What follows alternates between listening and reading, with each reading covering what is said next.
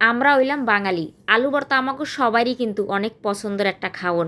তাই আমরা কিন্তু অনেকেই জানি না একদম ঠিকঠাকভাবে আলু ভর্তা কেমনে করিয়া করতে হয়। তো আজকেও কিন্তু আপনাকেও এইটাই দেখামু কেমনে একদম পারফেক্টভাবে আলু ভর্তা করা যায়। একদম বেশি সেদ্ধ হইবে না, কম সেদ্ধ হইবে না, চলেন তাইলে। প্রথমেই দুইটা বড় সাইজের আলু দুই ফাল্লা করে কাটতে ভালো করে ধুইয়া এই যে কড়াইয়ের পানির মধ্যে দিয়ে দিলাম। এখন ডাইক্কা দিমু ঠিক 15 মিনিটের লাগিয়া, একদম ফুল আছে। তারপর ডাকনা উড়াই একটা কাঁটা চামচ দিয়া এরম গুঁতো দিয়ে দেখতে হইবে সেদ্ধ হইছে কিনা। তাই সেদ্ধ হইয়া গেছে আলুগুলা। এরপর কাঁটা চামচ দিয়ে সব আলুগুলা এরকম আস্তে আস্তে তুললা লমো, জানি একটুও পানি না আসে। আর এখন আপনারা গরম গরম থাকতেই কিন্তু আলুগুলো চুল্লা লাইবেন, আত কিন্তু আপনাকে পড়বে না। এই দেন সুন্দর কাঁটা চামচ দিয়ে এরকম ছাড়াই লইবেন সব আলুগুলো, দেখছেন কত সহজেই কিন্তু ছাড়ান যায়। এর আগে কি আপনারা কোনো সময় এরকম কাঁটা চামচ দিয়ে ছড়াইছেন? আমি কিন্তু এরম সবসময় গরম গরম আলু কাঁটা চামচের মাধ্যমে ছাড়াই হেলাই। এরপর কাঁটা চামচ দিয়ে এরম বাইঙ্গে ছড়িয়ে লইতেছি সবগুলো আলু। এরপরে একটা গোডনি লইবেন এরকম। আর যারা হাত দিয়ে আলুগুলা মিহিন করতেছেন তাই করতে পারেন। তারপর চুলা ধরাইয়া একটা কড়াই দিয়ে দিলাম।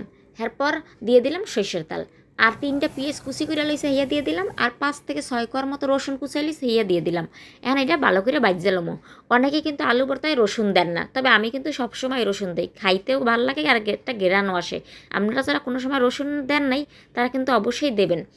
এখন এরম ভাজা হয়ে গেছে, এখন এরম তুইলা লইলাম। এখন তোলা শেষে ওই কড়াইতেই তেল দেওয়া লাগবে না, কয়টা এরম শুকনো মরিচ এরম বাইজা লইবেন। এই শুকনো মরিচগুলা কিন্তু আমি বাড়িতেই শুকাই লইছি, কাঁচা মরিচ শুকাইয়ে এরকম শুকনো মরিচ করিয়া লইছি। এই যখন ভর্তা করা লাগে তখন এরম বাইজা ভর্তা করি। এই ধান সুন্দর কইরা ফুল আছে কিন্তু এরম বাইজা বাইজা লইবেন।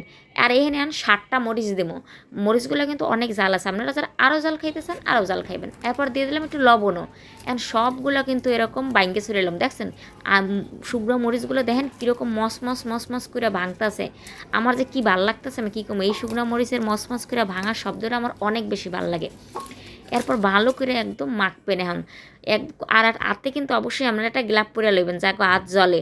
আমার হাতটা কিন্তু সবসময় অনেক বেশি জলে, এই জন্য আমি সবসময় গ্লাভ পরে নিই এরকম ভর্তা করার সময়। এরপর কতগুলো কিন্তু সরষের তেল দিয়ে নিলাম, এই দেখেন, দেখছেন এন আলু ছাড়াই কিন্তু ভর্তা দিয়ে ভাত খাওয়া যাবে।